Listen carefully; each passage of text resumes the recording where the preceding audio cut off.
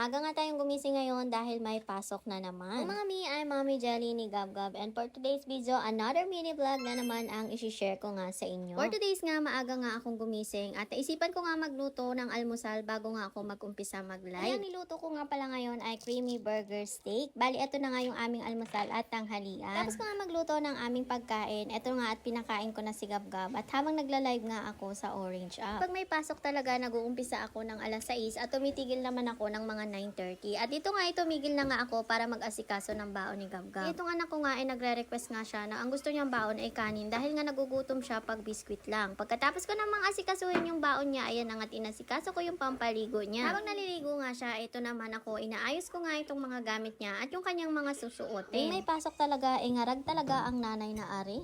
Bago ko nga bihisan at asikasuhin itong aking anak, inagbihis na nga din ako dahil tingnan nyo naman kung gaano kalikot bihisan ang isang batang ari. Ito talaga yung setup namin pag may pasok. Di naman ako nagrereklamo kahit araw-araw ay ganito nga yung aming setup. Mas gusto ko nga yung ganito, nakakasama ko yung aking anak. Itong anak ko may pagkapasaway din pero sobrang clingy at sobrang lambing naman niya. Kaya tanggal talaga yung pagod ko sa pag-aasikaso ko at paghatid sundo sa kanya.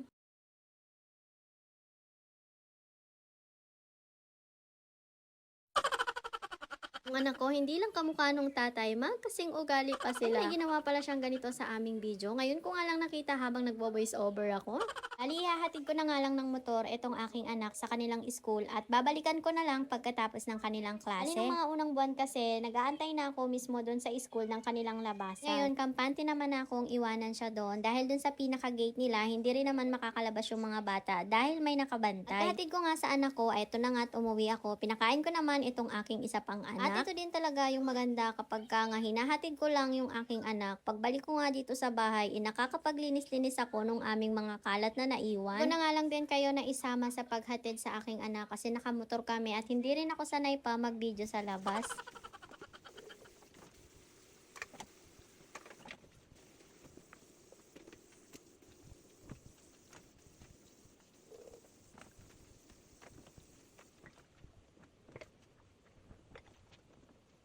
Hatid ko nga sa anak ko, pagbalik ko, nakita ko nga bukas yung binibilhan ko ng isda malapit dun sa kanilang school, kaya eto bumili nga ako. Tilapia nga at dalagang bukid, etong mga isdang nabili ko. Hindi na nga ako bumibili sa palengke dahil nga dito sa amin mayroong malapit na bilihan ng isda. Mas masarap talaga pag ang isda ay fresh. At kasundo ko nga sa anak ko, nagpahinga nga lang kami saglit. At eto nga nung hapon, binuksan ko nga, eto nga ang dumating kong parcel. Another katas na naman nga ito ng aking sahod sa Orange App. Ito nga ang kala na ginagamit namin, bigay nga lang ng napaka-supportive kong tiyahin. Ay, share ko na nga lang din, nung lumipat nga kami dito sa aming bahay, wala nga kaming masyadong gamit. At itong tiyahin ko na to ang nagpahiram at nagbigay sa amin ng mga gamit dito sa bahay. Shoutout sa iyo dyan, te. Salamat sa iyong kala na halos 2 taon din naming nagamit. Anyways, medyo nahirapan ako sa pag-i-install nitong ang bagong kala na nabili ko. At syempre, kinakabahan. Ano ko nga ding what ifs habang nagkakabit ako nito. Pero sinigurado ko na lang din talaga na mahigpit nga yung pagkakakabit ko nga dito sa hose sa pinakakalan. Sigurado ko na nga mahigpit na siya. Ayan, naghanda nga din ako dito ng tuwaling basa in case nga lang din na merong mangyari. Oras na nga din na to, sobra nga yung kaba ko dito. Kaya tingnan nyo naman kung gaano ako kalayo dyan sa kalan. Thank you Lord talaga kasi nag-okay siya. Walang nangyaring kahit ano. Thank you Lord talaga kasi kinakaya ko yung mga ganito. Ang malaking achievement to syempre para sa akin. Sa mga ganitong sitwasyon talaga marirealize mo yung halaga na meron kang katuwang sa buhay-buhay. Gabi na nga ako natapos sa pagsisetup nga nung kalan. Buti na nga lang din at meron na akong nalutong pagkain dahil nagutom ang above na aring. Habang kumakain nga ako ay nag-setup ulit ako ng live selling nga sa Orange App. Yung anak ko nga pala kaya hindi ko kasabay dito kasi tulog pa siya. Ano ba yan mga mi? Hanggang dito na lang muli. See you on my next mini vlog. Bye-bye!